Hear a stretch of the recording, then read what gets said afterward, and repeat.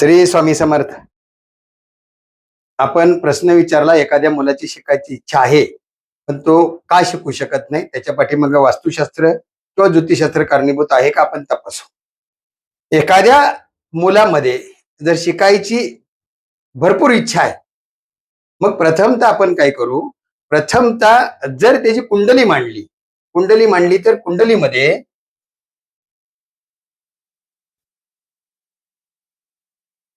ही कुंडली आपण मांडली त्याची.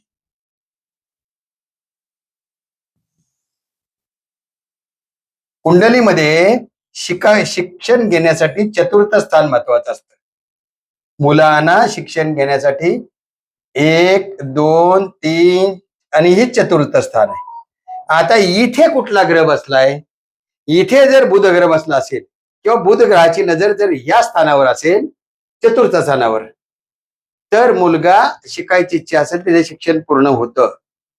पण इथे जर राहू युतीत असेल बुधाच्या, किंवा कुठलाही पापग्रह जर युतीत असेल बुधाच्या, किंवा बुध नसून पापग्रह एकत्र आहेत, तर शिक्षण कठीण आहे. मग आता तुम्ही म्हणणार, मग वास्तू कारणीभूत असते का? तर वास्तू पण तेवढीच कारणीभूत, पण पत्रिकेचं करतो.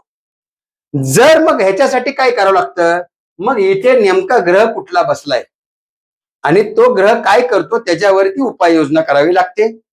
उपाययोजना केल्यानंतर बऱ्यापैकी ते मार्गस्थ होतं, पण 100% मार्गस्थ होतं असं नाही, कारण कुठलाही ग्रह बऱ्यापैकी आपलं काम चोख करत असतो.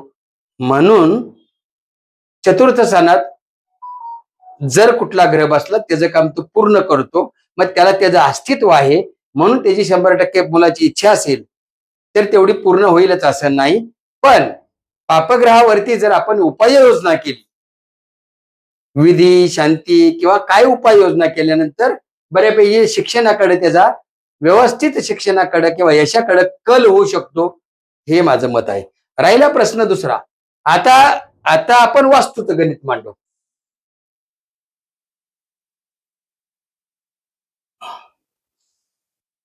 हे वास्तू आहे. वास्तुशास्त्र कधी पण 9 भागामध्ये डिवाइडले जाईल. 90, 90, 81, एका भागामध्ये परत 9 भाग, म्हणजे 81 भागामध्ये पूर्ण वास्तू, किती स्क्वेअर फीट, किती स्क्वेअर मीटर किंवा कशीही कुठल्याही क्षेत्रामध्ये असेल, क्षेत्रफळामध्ये, तर ती वास्तू 81 भागामध्ये डिवाइड केली जाते.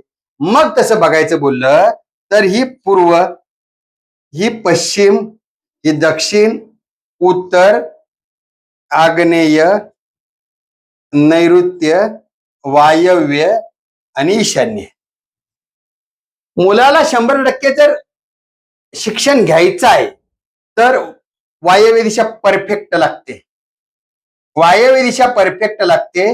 मुलगा अभ्यासाला इथे इथे इथे किंवा इथे अशा ठिकाणी बसून त्याची नजर इथे पाहिजे.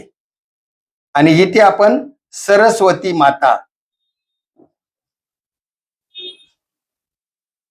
माता सरस्वतीचा आपण फोटो लावू. हे जर असं केलं तर आपोआप काय पर्सेंटेज, काय टक्केवारीत बऱ्यापैकी त्याला यशाकडे जायला वाव मिळतो आणि तो पोरगा यशाकडेच जातो. तो विद्यार्थी यशाकडे जातो. मग तो विद्यार्थी कुठल्याही वयातला असू द्या, पण तो यशाकडे जातो. दुसरी गोष्ट, जर त्याला शिक्षण घेऊन नोकरी जर पाहिजे असेल आणि नोकरी पटकन लागत नाही, तर त्यांनी वायव्य दिशेमध्ये त्यांनी अशा स्थानामध्ये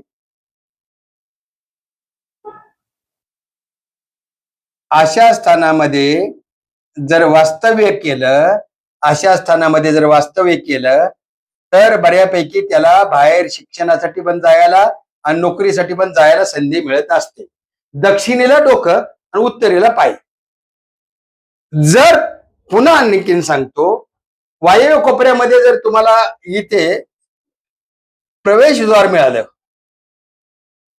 वायव्य कोपऱ्यामध्ये जर तुम्हाला प्रवेशद्वार आहे, तरीही तुम्हाला इथे शिक्षणाचं स्थान बळकट होऊन विद्यार्थी शिक्षणाकडे व्यवस्थित वळतो, ह्याच्यात दुमत येत नाही. पत्रिकेचं गणित चतुर्थ स्थान महत्वाचं आहे, प्रथम स्थान महत्वाचं आहे आणि तिसरं स्थान, तृतीय स्थान पण तेवढंच महत्वाचं आहे. कारण का तर हे बुद्धीला बळकट देतं, हे चतुर्थ शिक्षण स्थानाला बळकट देतं. याला शिक्षण स्थानाचं व्यायस्थान म्हणतो आणि चतुर्थ स्थान पक्क शिक्षणाचं घर आहे. त्यामुळे इथे तसाच मजबूत ग्रह असेल तर त्याच्या इच्छा पूर्ण होतात, जर नसेल तर त्याचे शिक्षण पूर्ण होतं असं नाही. याच्यातून पण आणखीन काही दोष असेल तरी तो काढता येतो, फक्त पत्रिका बघून नेमकं पत्रिकेमध्ये काय गडबड आहे हे बघूनच ह्याच्यावरती बोलता येईल. आपण बोललेल्या प्रश्नाचं उत्तर तात्पुरतं एवढंच दिलं गेलं.